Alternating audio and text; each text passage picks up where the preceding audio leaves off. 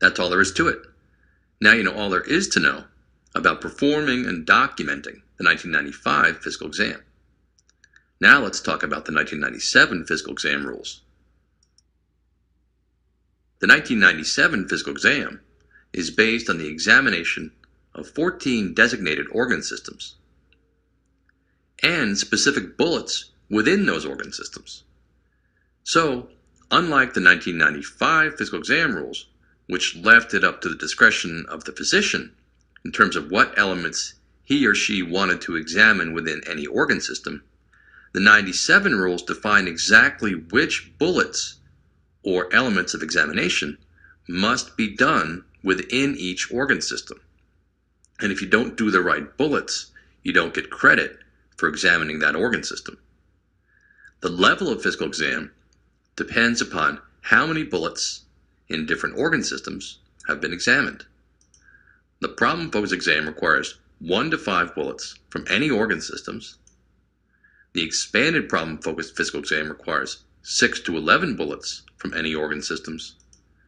The detailed exam requires at least 12 bullets from any organ systems, and the comprehensive exam requires the examination of at least 2 bullets from 9 different organ systems.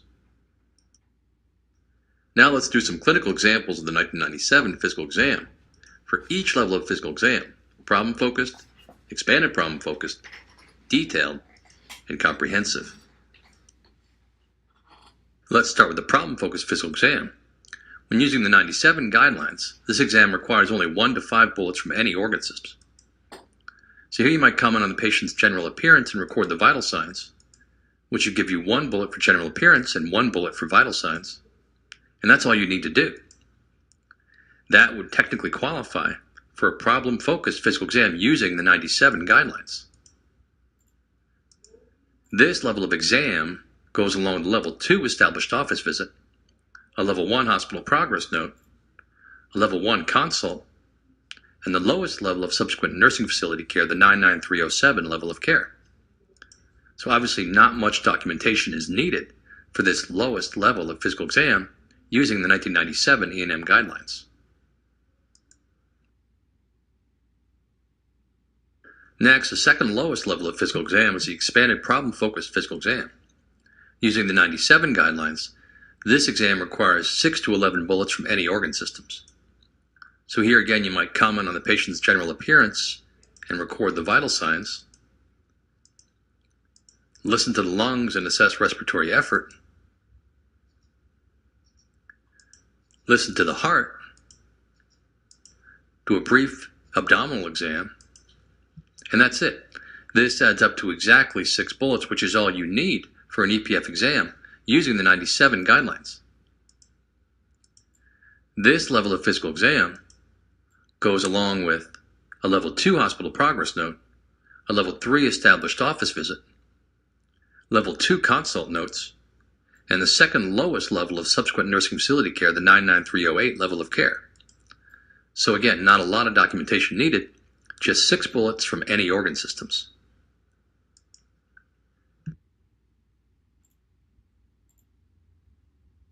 Next, let's talk about the second highest level of physical exam, the detailed physical exam. Using the 97 guidelines, the detailed physical exam requires at least 12 bullets from any organ systems. So here you might record the patient's general appearance and 3 vital signs, examine the neck and the thyroid, listen to the lungs and assess respiratory effort, listen to the heart and palpate the PMI, examine the abdomen and assess the liver and spleen, examine the extremities for cyanosis and edema, and that's it. This adds up to exactly 12 bullets, which is all you need for the detailed physical exam using the 1997 E&M guidelines.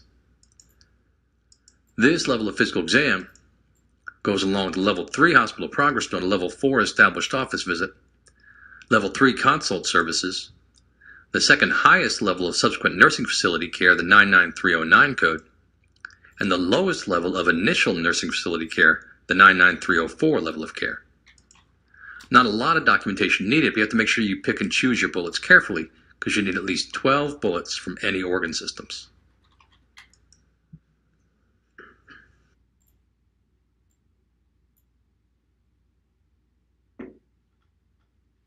Now let's talk about the highest level of physical exam, the comprehensive physical exam, which requires 2 bullets from 9 different organ systems when using the 1997 E&M guidelines. This exam is never going to happen by accident. You have to plan it out ahead of time because the rules are so arbitrary. You need 2 bullets from each of 9 different organ systems. So here you might record the patient's general appearance and 3 vital signs, examine the conjunctiva and lids and the pupils, examine the neck and assess the thyroid, listen to the lungs and assess respiratory effort, listen to the heart and palpate the PMI, examine the abdomen and assess the liver and spleen, assess gait and station and check for digital cyanosis, inspect the skin and palpate the skin, assess orientation and affect. This adds up to exactly 2 bullets from 9 different organ systems, so this would qualify for a comprehensive physical exam using the 1997 E&M guidelines. This level of exam goes along with the level 2 and 3 admission H&P, a level 5 established office visit, level 4 and 5 consults, the highest level of subsequent nursing facility care, the 99310 level of care, and the top 2 levels of initial nursing facility care, the 99305 and 99306 levels of care. Not a lot of documentation, but again, the rules are arbitrary, so you have to plan out this exam ahead of time.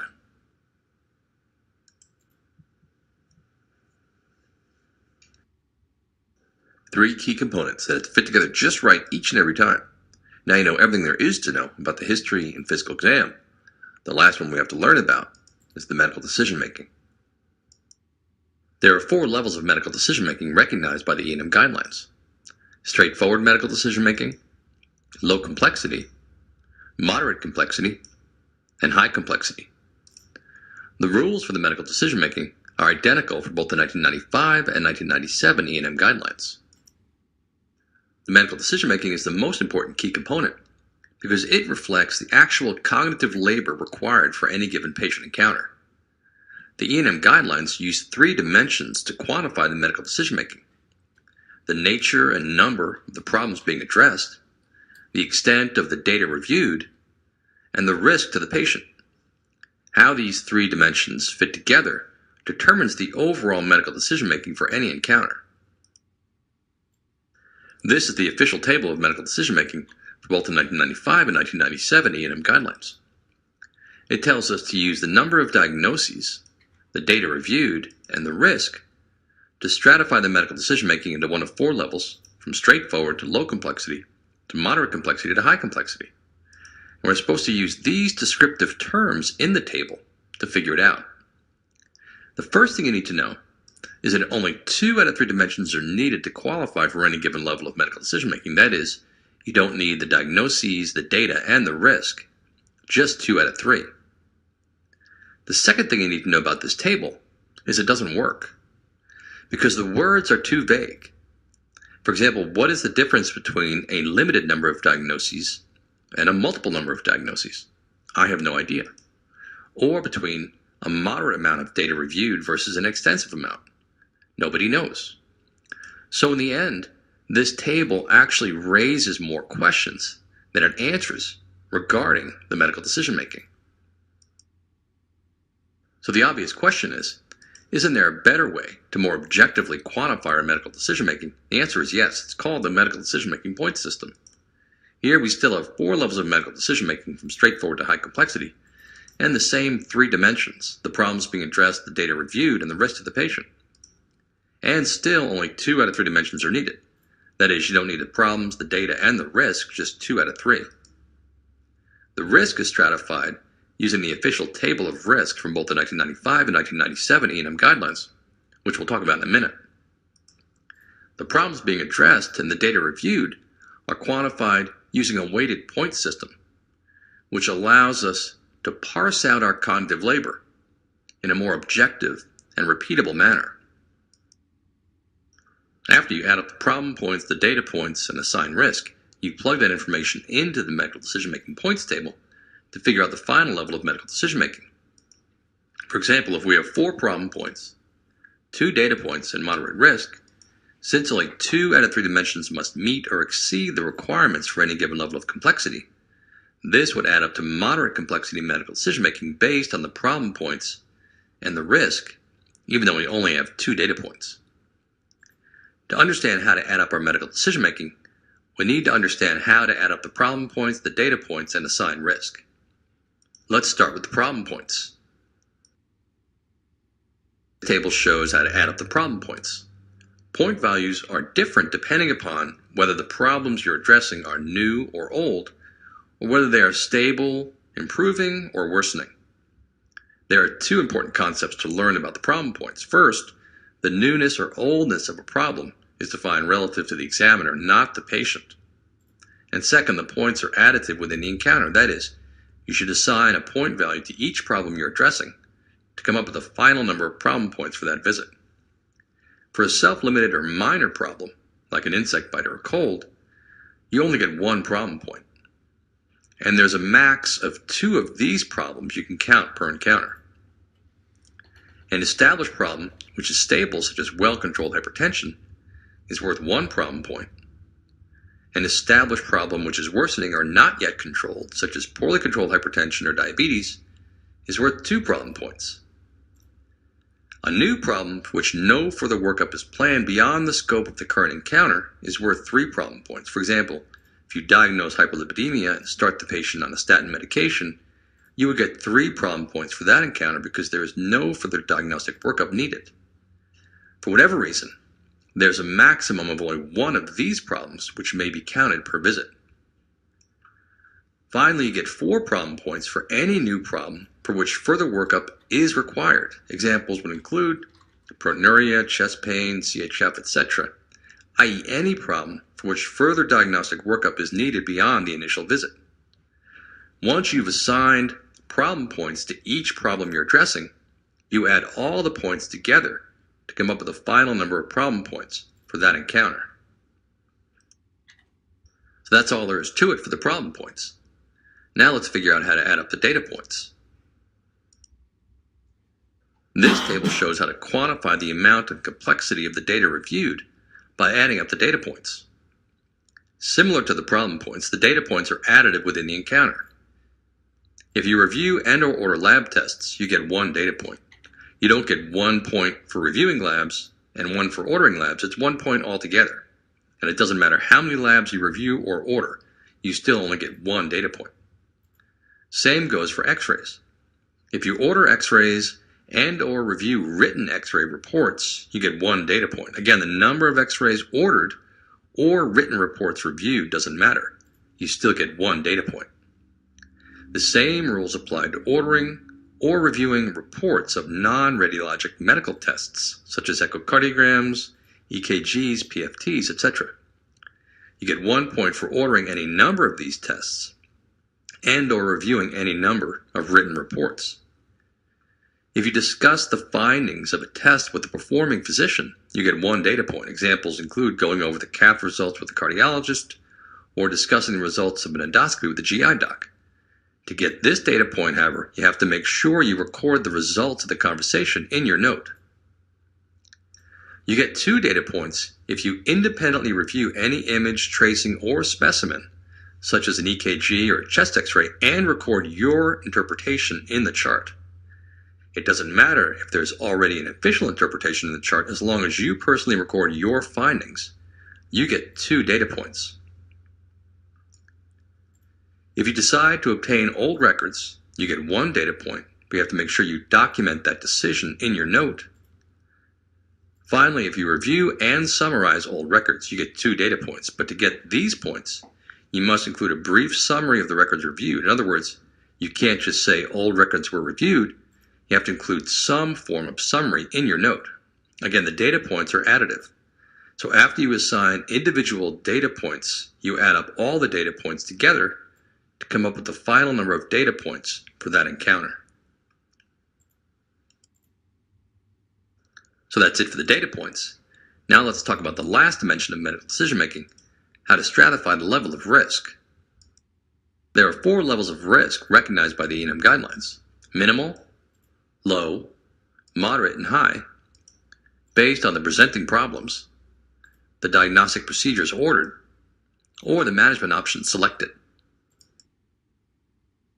Risk is determined by referring to this table, which is the official table of risk for both the 1995 and 1997 ENM guidelines. Risk is stratified into one of 4 levels from minimal to high based on the presenting problems, the diagnostic procedures ordered, or the management options selected. It's important to realize that it only takes one. That is, you don't need the presenting problems, the diagnostic procedures, and the management options. It only takes one single element from any of these categories to qualify for any given level of risk. For example, if the patient has one stable chronic illness, that alone would qualify the encounter as being of low risk. Or if you engaged in prescription drug management, that clinical decision would automatically qualify the encounter as being of moderate risk. Some things you may not expect are in the high risk category. For example, if you start a patient on a parenteral controlled substance, order drug therapy requiring intensive monitoring for toxicity, or change the patient to DNR status or de-escalate care due to poor prognosis, any one of those items would automatically qualify the encounter as being of high risk. In my experience, physicians tend to underestimate the level of risk they encounter in daily practice. To avoid that trap, you should take the time to familiarize yourself with the elements in this table and how they apply to your practice pattern. So now you know all about the problem points, the data points, and the risk. How these 3 dimensions fit together determines the overall level of medical decision making for any encounter. I want to finish the presentation by using clinical examples to illustrate each level of medical decision making: straightforward, low complexity, moderate complexity, and high complexity. Let's start with straightforward medical decision making. Suppose you see a patient with stable hypertension. Blood pressure is perfectly controlled.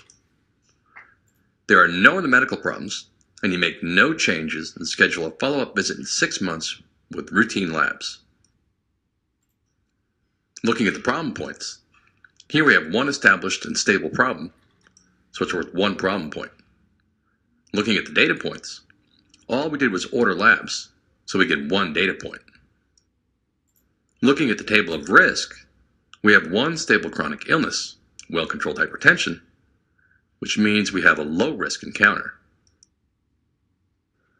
Plugging this information into the medical decision-making points table, we have 1 problem point, 1 or fewer data points, and low risk. Since 2 out of 3 dimensions are needed, this adds up to straightforward complexity medical decision-making.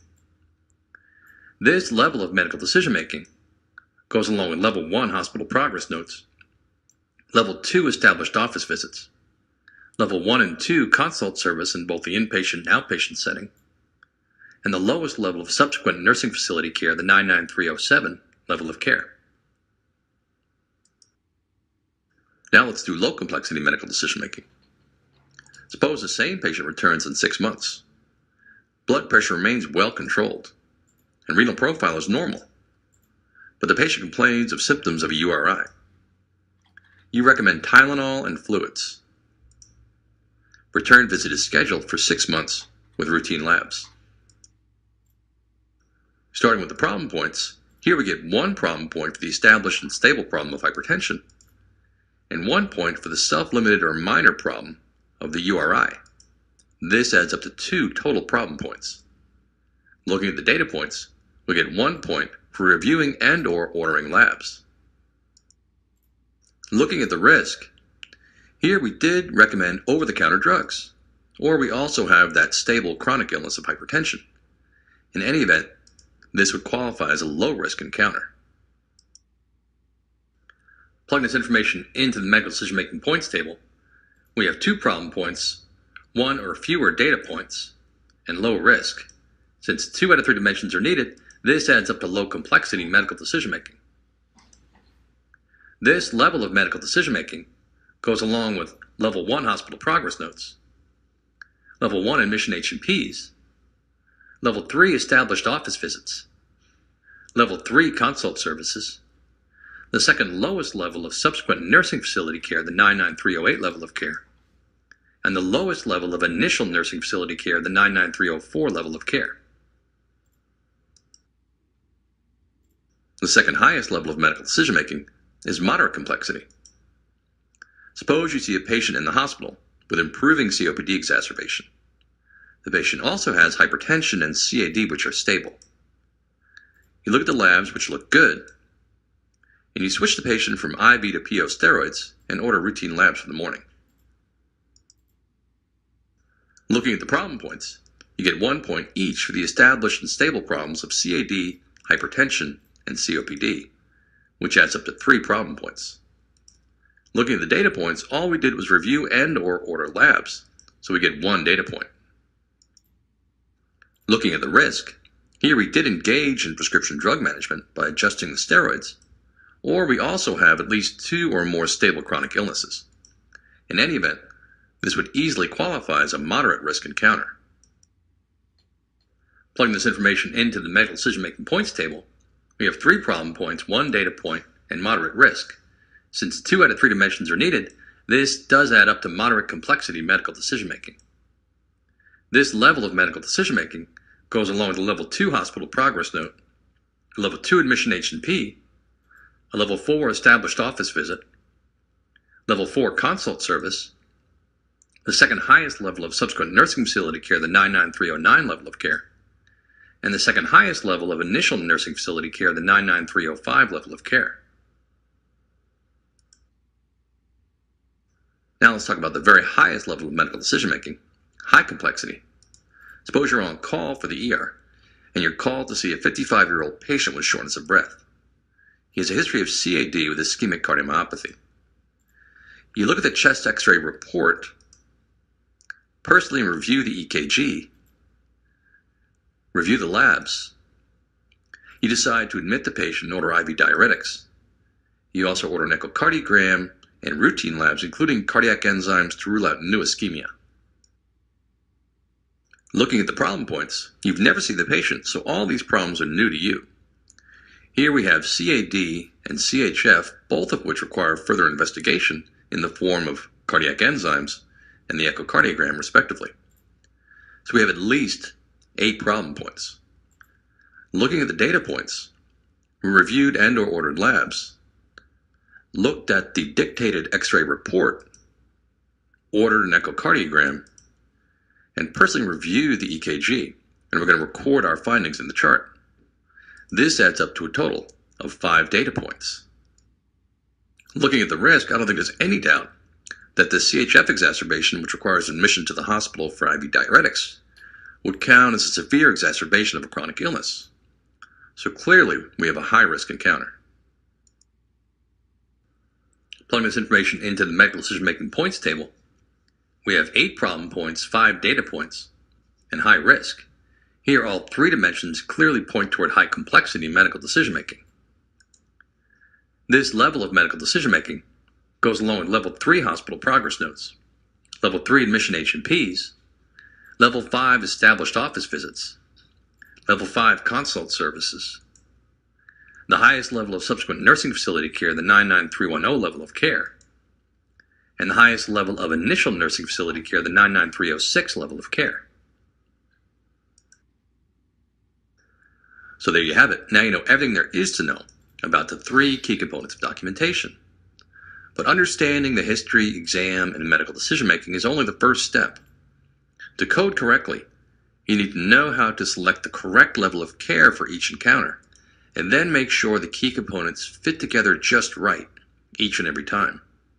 The other courses at EM University will help you apply your knowledge of the key components in a purpose-driven manner to ensure compliance, optimize reimbursement, and save time by streamlining the documentation process.